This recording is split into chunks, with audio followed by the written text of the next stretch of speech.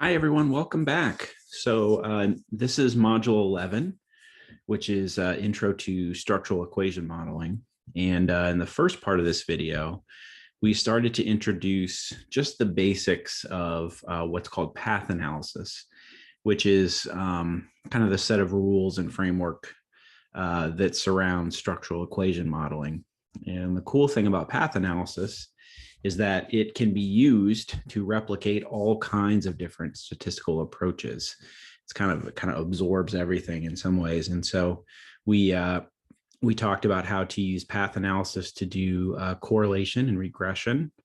And then we talked about how to do an independent samples t-test. And now I'm going to demonstrate how to do an ANOVA in a path analysis framework and take advantages of some of the properties that go along with that. And then we're going to get into a more kind of full-blown SEM model. So let's talk for a little bit about ANOVAs. So just a refresher, ANOVAs are a method that you use when you want to compare an outcome that is continuous between people who are in groups as typically determined by a categorical variable, and usually more than two groups.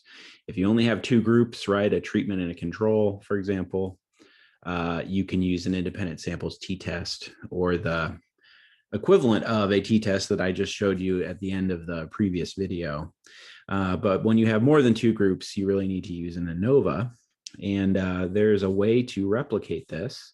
Just like there's a way to replicate ANOVA in regression, there's a way to replicate this in path analysis as well. So let's suppose that we have some sort of a theory about socioeconomic status, and I'll just run the table command on our SES variable. So basically we have a quartile measure of SES. So we know whether or not each child in our data set is in the lowest, second, third, or highest quartile. And that's a categorical variable. I guess it's technically an ordinal variable if you wanted to get specific about it, right? Because we can sort of rank those groups from lowest to highest. But nonetheless, we would want to probably use an ANOVA type design here. And let's say we want to know if there are differences in some outcome. I guess I used math importance. So do kids in different SES groups have different levels of math importance? Think about math importance differently. So to do this, now, if you remember when we did t-tests, we had to do a little bit of data manipulation, a little bit of data management before we could run this. And we have to do the same thing for our version of ANOVA as well. And what we need to do is we need to create dummy variables or create a dummy variable. Actually, in this case, I think 4 dummy variables representing which SES category a person is in. So this is called dummying out a categorical variable. So that's where you take a categorical variable and you split it out into a discrete set of dummy variables. And that's the format that you need to put this thing in a path analysis. So what I do here, again, I add this on to my ELS clean data set. So I'm going to end up with ELS clean, and I'm going to start with ELS clean. So I'm basically going to overwrite what I have before. And then again, I'm going to use the mutate function, and I'm going to create a series of 4 variables, SES1, just making them more lined up here, SES2, SES3, and SES4. And SES1 is going to be a dummy variable, either 1, 0. And it's going to be equal to 1 if the respondent was in the lowest quartile, according to our SES measure. So if a person was in the lowest quartile, they get a 1 for this variable. If they're not, that's what this true statement means, then they get a 0. SES2, if person's in a second quartile, they get a 1 for this variable. If not, they get a 0. SES3, same thing. SES4, third quartile, highest quartile. And then, so that's going to give us 4 new variables at the end of our data set where we have dummied out the existing categorical variable into 4 groups. So then let me just do a glimpse down here just to demonstrate what that looks like. And this is els.clean. So here is my here are my new variables here, SES 1, 2, 3, 4. And okay, so the first person was in the second quartile. So that person should have a 1 under SES 2. And they do, and they should have a 0 everywhere else. So 0, 0, 0. My second person looks like they were in the highest quartile, SES 4, and sure enough, they were. The next person was in the lowest quartile, so the third line should be SES 1, and they are, okay? So you can I always recommend anytime you do a dummying out or a recoding of anything, just to spot check it, just to make sure it looks okay. And now we can actually specify our ANOVA model. And ANOVA can actually be represented as a regression. We talked about this way back in ANOVA week. We actually did some of these examples. So what we have to do, though, is we have to choose a reference group, because essentially ANOVA is just regression with a categorical variable. And so we have to choose what our reference group is going to be, because by default, the software will typically do that. When we put in a categorical variable under the hood, it's actually doing what we're doing here. It's dummying out all those categories, but it's going to choose one to be the reference. So in this case, let's say I'm going to choose SES 4 to be the reference. So all these comparisons are going to be between SES 4 and all the other groups. So what I actually do is, you can tell from the code, I actually leave SES 4 out of the model, because that is the reference. That's actually what's in the intercept, is SES 4. And so import math is my outcome, and my predictors, my tilde is the regression operator. And my predictors are SES 1 plus SES 2 plus SES 3. Now that choice is pretty arbitrary, right? I could say I want SES 2 to be the reference, or SES 3. And then you would just take that one out and put the others back in. Then I fit this model again using the SEM function, and then I get standardized estimates. And it runs again very quickly. I've used, again, using my robust estimator, I have all 17,000 observations included, which is great. And here is my outcome. So import math, and here are my 3 predictors, SES 1, SES 2, and SES 3.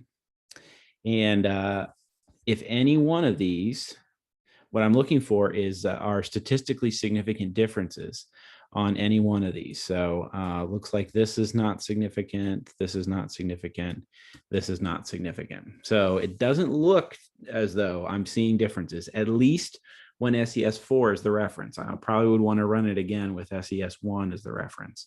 But based on this, I don't get any evidence that there are group differences. Now, I can also estimate this with a path diagram. And here are the SEM paths command on fit4. And this is the diagram. So it's actually a regression here. Here's math importance. And SES 1, 2, and 3 are my predictors. Here are the arrows. And notice those dotted lines here. So those are the covariances between my predictors. So in this case, they're not telling us much, because each person can only be in one of those categories. But this is common in all regression models. You are controlling, right? This is actually this notion of statistical control, because what you're doing is you're predicting the outcome, but you're also controlling for the covariance between all the predictors. So this is the part we don't think about, but really is essential to this idea of what it means to control for other variables in the model. So it's kind of cool to see that in a path diagram and what that actually means. I should say the one thing we're missing here is sort of a global test of significance for the model. We often call that an F test in ANOVA. So unfortunately, we don't get anything quite like that in this setup. Although if any of these predictors is significant, then the model itself is going to be significant. But we don't get that global estimate, which would be really nice. So I guess that's one advantage. But if you just want to compare groups and get p-values for that and standardized coefficients, then path analysis is a great way to do that. A simple extension to this is a full-blown multiple linear regression. So here we have composite test as our outcome achievement. And then we can plug in some variables. So hours read, being absorbed in math, absorbed in reading, math importance, that predictor male that we tried in the t-test, and then SES 1, 2, and 3 that we tried in the ANOVA. So this is a full-blown multiple regression. We have a bunch of different predictors, all predicting an outcome. We'll call this model 5. And then fit 5 is the actual estimation of that model. And then we get a summary. So this is a little more involved because we have, we essentially have a number of additional predictors that we didn't have before, but just kind of looking across this, we can see hours read is positively associated with achievement test scores. Math absorbed is positively associated.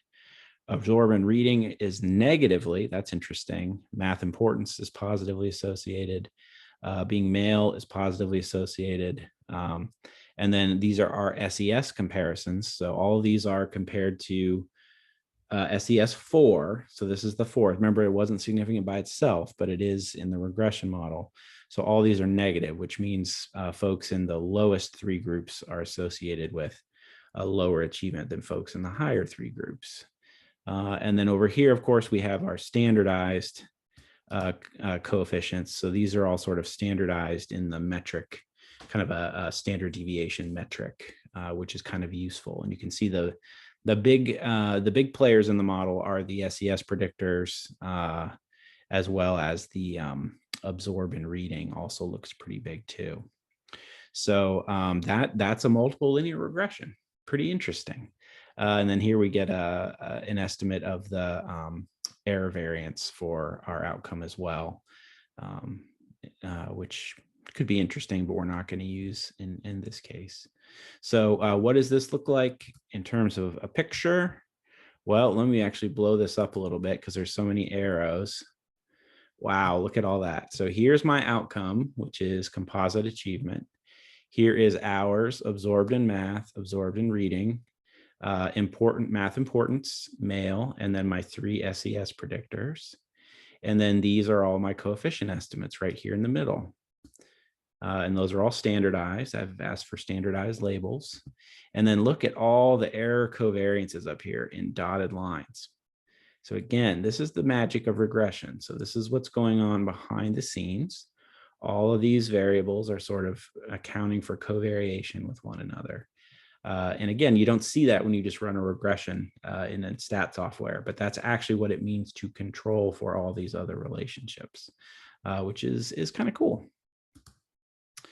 All right, so now we're going to go one step further here, and we are going to start to combine this idea of a latent variable with a regression model. And so what we're first thing we're going to do is we're going to create a couple latent variables and look at them using CFA. And then we're going to put them together into a predictive model, and that's going to be a full-blown SEM model. So let's say I want to create some kind of a latent measure of reading affinity, or maybe not achievement, but more engagement, a model of reading engagement. I can do that using this approach, which we learned about last week. So I'm going to create a latent variable here called read. And this is the latent variable assignment operator, in equals and a tilde next to each other. And so that latent variable read is going to be composed of the number of hours a child reads in a given week and how absorbed they are while reading. Now, ideally, we learned about this in CFA. Ideally, we actually would want a third predictor. This actually is not a identified model. We talked about this in the lecture. So typically you need 3 indicators to have an identified latent variable, a fully identified latent variable. Otherwise, it's going to be under-identified or just identified. So let's see what happens. So I'm purposefully making a latent variable here that is not identified. I just want to show you what happens. You get this error. The big thing here, right? We have -1 degrees of freedom, and you got to have at least 0. If you have 0 degrees of freedom, then at least you get coefficient estimates. You don't get fit statistics, but you get coefficient estimates. But with -1 degrees of freedom, the model can't be estimated. And you get this warning: the variance covariance matrix of the estimated parameters does not appear to be positive definite. This may be a symptom that the model is not identified. And that is in fact true.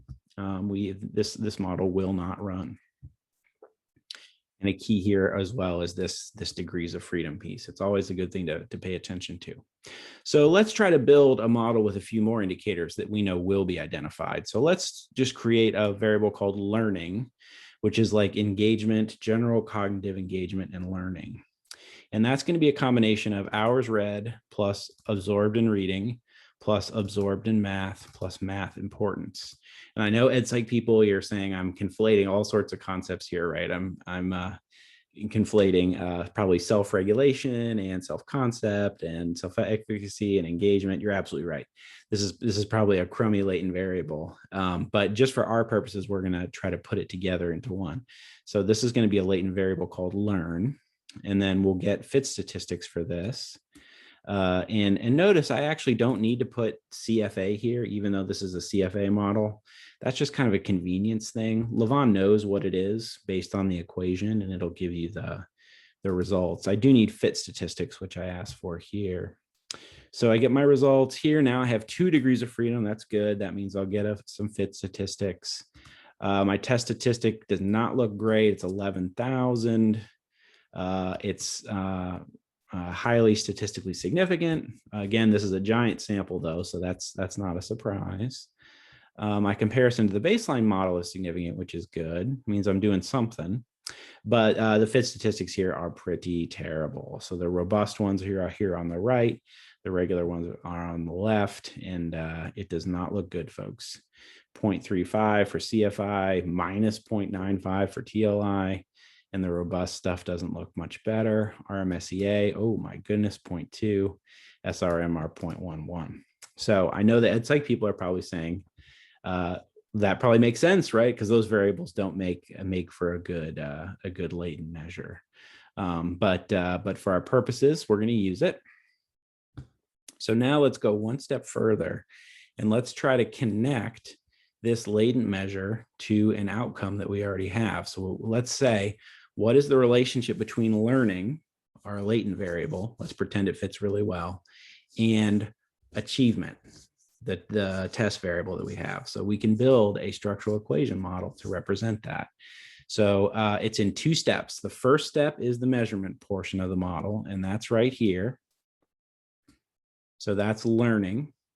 And the second step, I just bumped to a new line, and this is the structural portion. And I can even actually make this more specific. I can do this.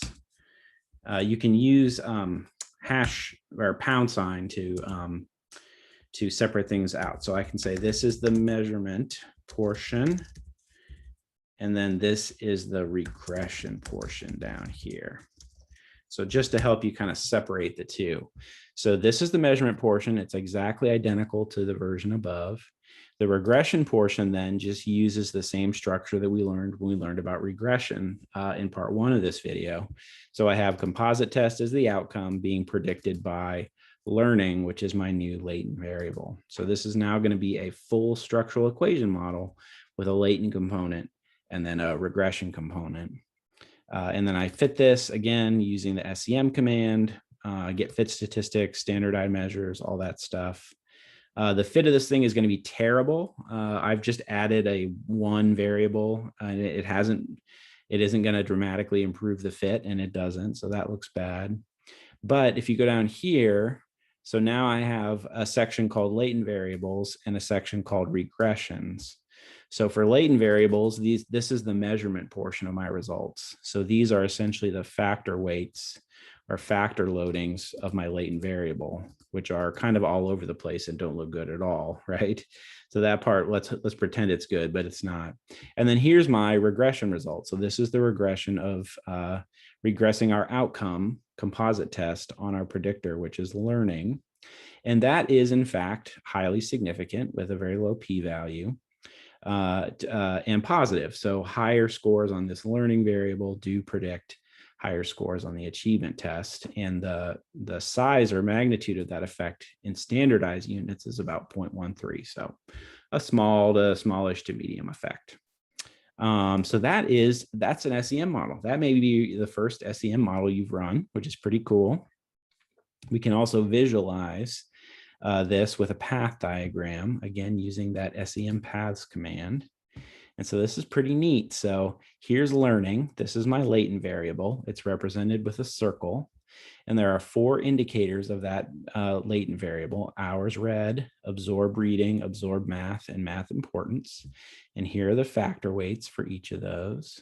This dotted line just means that this was the marker using the marker method. So we essentially fixed this thing to get an estimate of the variance of the latent variable. And then here is the regression of learning predicting computers, and composite achievement, and the size of that effect is about 0.13.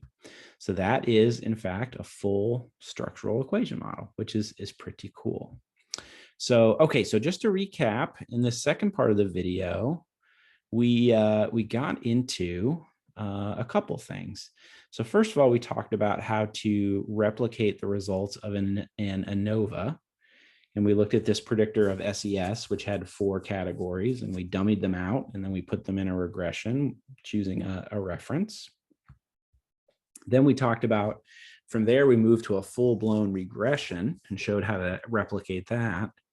And then we moved to some latent stuff. We tried a latent variable with only 2 indicators, and we got a warning, and we had negative degrees of freedom, so that's not good. And then we tried a latent variable with 4 indicators. That worked a little bit better, but the fit was terrible. And then we put all this into a structural equation model at the bottom. So that is just hopefully enough to get your feet wet with structural equation modeling and give this a try.